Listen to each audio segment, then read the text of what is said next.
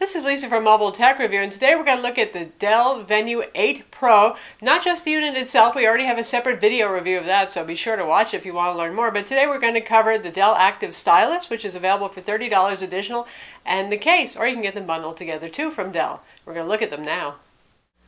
So here we have probably the most interesting accessory that's available for the Dell Venue 8 Pro Windows 8.1 tablet. This is what Dell calls their Active Stylus. Now usually pen implies digital pen, stylus means a capacitive thingy. So this is really more of a pen.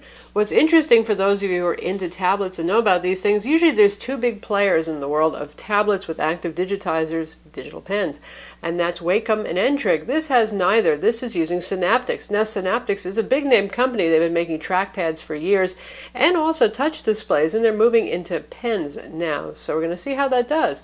First off, it's a pretty nice pen. It's got a metal barrel here, rubberized here, clicky buttons. This depends on the application as to what those might do.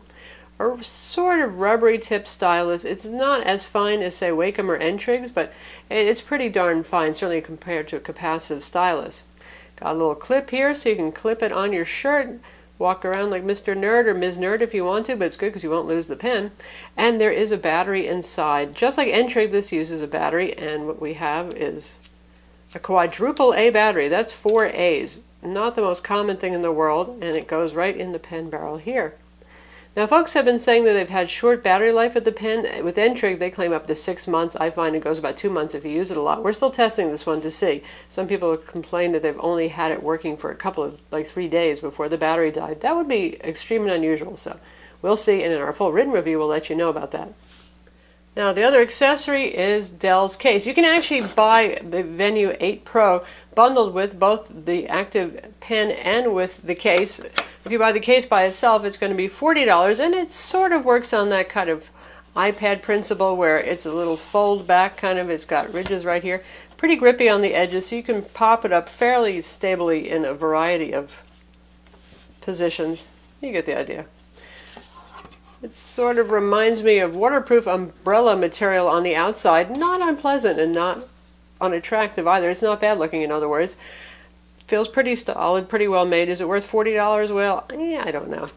Openings for the camera, and this is a clip-around case here, so fits into the case, leaves all ports open. Little plastic ridges around the edges give you some protection for the edges of the display, and so on. And this is what the case looks like all by itself. Pretty sturdy plastic here, so reasonably good protection from it. But let's look at the pen. I think that's the more exciting part of this. So this is an active pen. What that means, first off, is you get palm rejection, and it knows if you're coming close to the screen, it has hovering. Those of you who have used these before know that Wacom has pretty good hovering distance. N-Trig kind of small, too small for some folks. Another thing that means is pressure sensitivity, though they don't say how many levels of pressure sensitivity. We can see it's pretty obvious. I'd say that they've got about 700 levels of pressure sensitivity versus 1024 on Wacom and 256 on N-Trig. Anyway, the pen is kind of a disaster right now. Dell issued a firmware update pretty quickly for the display, because the pen was picking up hover marks too easily when taking notes, say in OneNote.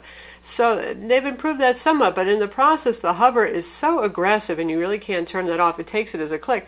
So when the pen's away from it for a while, it doesn't notice it, but once it sees it, you see now I'm drawing squares, and I'm actually not touching the pen. If you could see those little dimples it's making as it's tracking the stylus.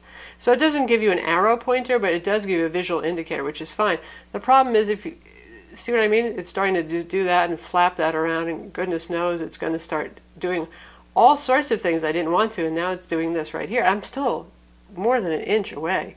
It's just not usable right now. As a substitute for a mouse, which this would be absolutely great for, it's not working out well right now. Given the small display and the small touch points, I think that's the attraction. Here I am doing this again, and this is a program called Pen Test. Those of you who go to tablet PC review forums know about this, and this is something that you can use to try to tweak and set the pen.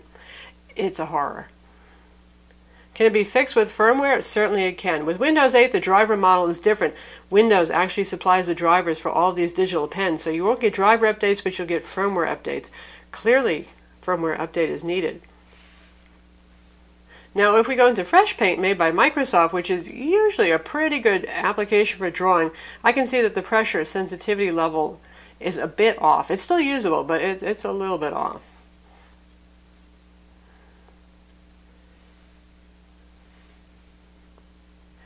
And it actually behaves pretty well for drawing. But I'm having to press a little harder than I would expect. You can see the pressure sensitivity. As I'm pressing harder, I get fatter lines. It's a little jittery in the tracking, so you don't always get the smoothest line. This isn't ready yet for art folks. But happily, it's not doing the weirdo things at all here with ghosting or anything like that. No phantom lines happening. So in that way, that's a good thing. Now let's take a look at ArtRage 4, which supports Windows API for pressure sensitivity, so you don't need to have Wacom to use ArtRage with pressure sensitivity. And we'll go for a pointed brush. And that has very good tracking. They're doing a great job here.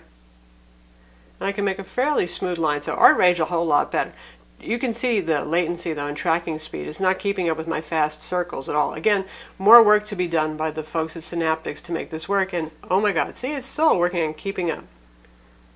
And that's not because of the Bay Trail Atom. It's fast enough really to handle art applications. It's more like they need some driver updates.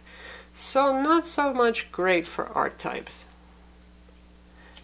Next we'll address note-taking for those of you who want to use OneNote. So here we are inside of OneNote, and pen has been away, so it's not going to start doing the hyper tracking just yet.